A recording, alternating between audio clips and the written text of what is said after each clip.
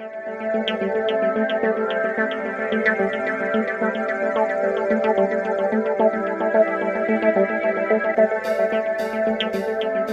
daginn.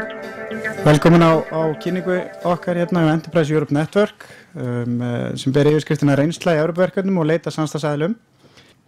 Ég heiti Gauti Martinsson og verkefnisstjóri hjá Evrópumiðstöð og Nýsköpunarmiðstöð Íslands. En við leiðum þetta verkefni Enterprise Europe Network á Íslandi. Þetta verður þó nokkuð margir fyrirlesarar í dag á stuttum tíma. Þannig að við ætlum að hafa þetta þannig að við ætlum að reyna að hafa umræður í lokin. Þannig að við ætlum ekki að vera með spurningar í fyrirlestrunum og það sem sagt, það svona nokkur, það eru tvö atriði sem ég vil kannski aðeins koma inn á. Annað er að þetta tekið upp og tæknimaður okkar biður okkur að vera ekki að hreyfa mikið við gardínu minna. Þannig að við verðum öll blá í framann. Og annað atriði er að mér langaði svona aðeins að athuga kannski hvernig hópurinn hérna sem hérna inni. Það eru tvær spurningar. Annars vegar einhver hér inni sem hefur ekki komið nálægt Evrópuverkefnum áður eða einhvern tímann. Já, það eru nokkrar hendur. Það er minni hluti sem sagt, og hinn spurningin kannski einhver úr einkageiranum hérna inni. Já, töluvert fleiri. Ég svo eiginlega svona til helminga. En hérna okkur ekkert vanbúna. Ég ætla aðeins að hafa þetta þannig, þetta dagskráin í dag. Það sem að við erum 3 til að byrja með sem munum kynna, ef ég frá Enterprise Europe Network, það sem að ég mun kynna netverkið. Svo talað opin köll í mismunandi áætlunum og í lokin það svo Sveinn Margeirsson og Frosti Jónsson sem munu tala þeirra nálganir hjá Matís og Íslenskar erfðagreiningu í umsóknum Evrópustyrki. En okkur ekkert vanbúna, ég ætla bara að byrja þetta og kynna okkur til leiks. Ég ætla að gera með því að svara, þetta bara stutt og ég ætla að svara þessum 4 spurningum.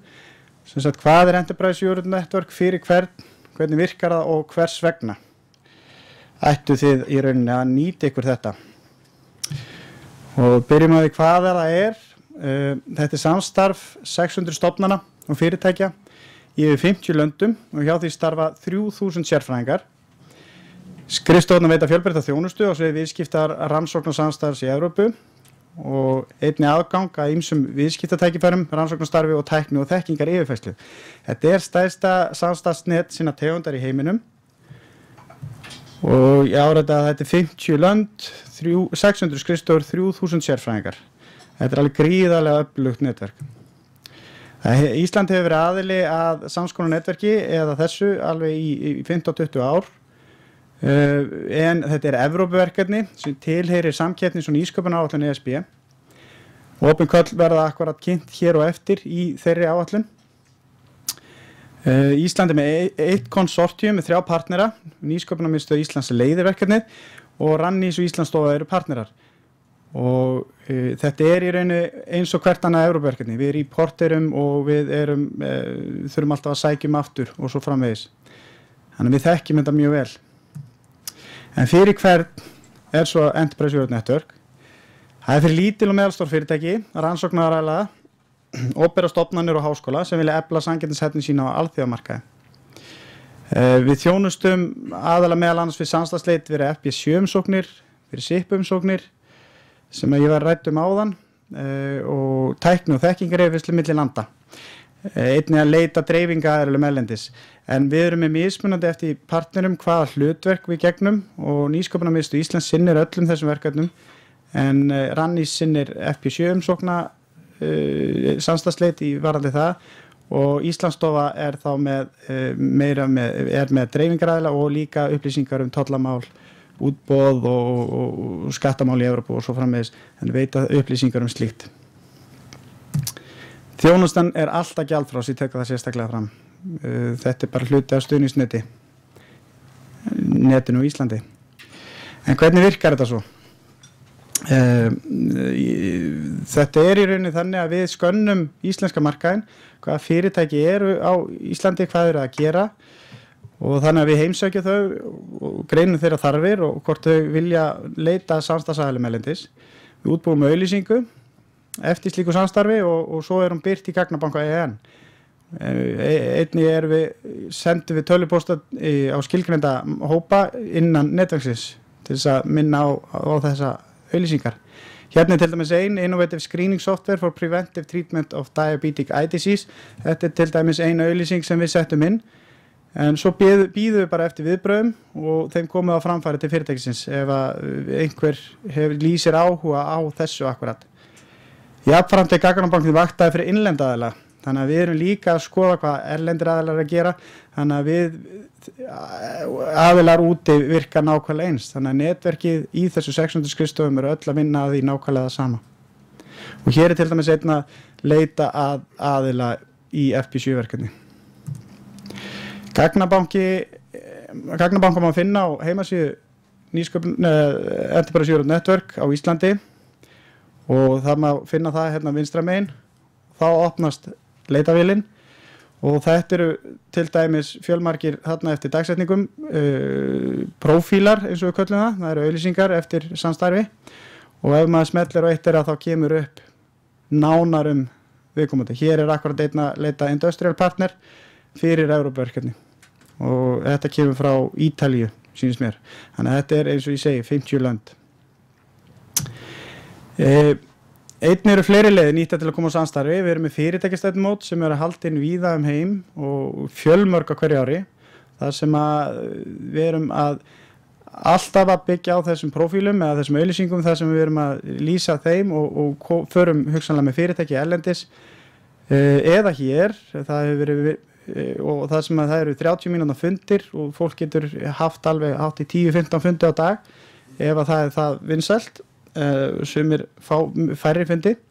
Einnig eru með fyrirtækjasendiferðir sem að fara þá bara með svona skilgreind markmið, nokkur fyrirtæki til að heimsækja einhvern fyrirtækjaklasa eða önnur fyrirtæki. En einnig eru með fundir EN þar sem að við í rauninni erum að ræða hvað okkur finnst, tölum þær auglýsingar sem við erum með og reynum að koma á samstarfi. Þannig að við erum alltaf að reyna að finna leiðir í rauninni til þess að láta vita af þeim prófílum sem þarna inni.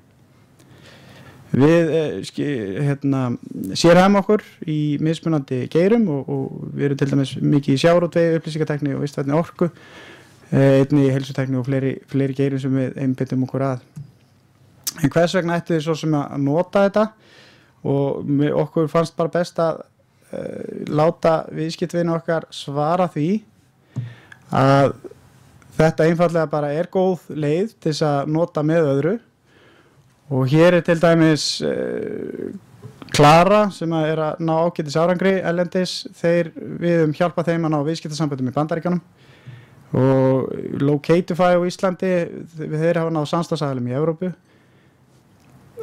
og fjölmargir aðrir og hérna til dæmis hann Ólafur Sigurjónsson á Blóbankanum. Ég hef gegnum tengslanetti hjá EN náð að byggja upp mjög árangursríkt samstarf við einn af leiðandi vísindamönnum í notkun stofnfruma í læknisfræðilegri meðferð. Hann var virkilega ánægður með þann árangur sem hann náði í þessu. Og svo eru fleiri og fleiri sem að koma þarna inn í. En svo tökum við þetta bara stutt saman. Hvað Enterprise Europe Network? Þetta öflugt tengslanett. Þetta fyrir lítil og meðalstór fyrirtæki, rannsóknaraðila, opinbera stofnanir og háskóla. Og þetta virkar þannig að við erum í rauninni bara að byggja upp þekkingu á fyrirtækjum á Íslandi og stofnunum og háskólum, hvað það að gera á nærri markaði og myndum tengsl á milli landa. Og að lokum náttúrulega hvers vegna ættu í rauninni að tala við okkur og það bara vegna þess að þetta virkar. Og endilega hafið samband við okkur eftir fundin og ef þið hafið einhverjar frekari spurningar. En þá það búið hjá mér, ég ætla að bjóða næstan upp Kjartan Dúi Níelsen frá Evrópumiðstöð. Akkurat að koma, gjörðu svo vel.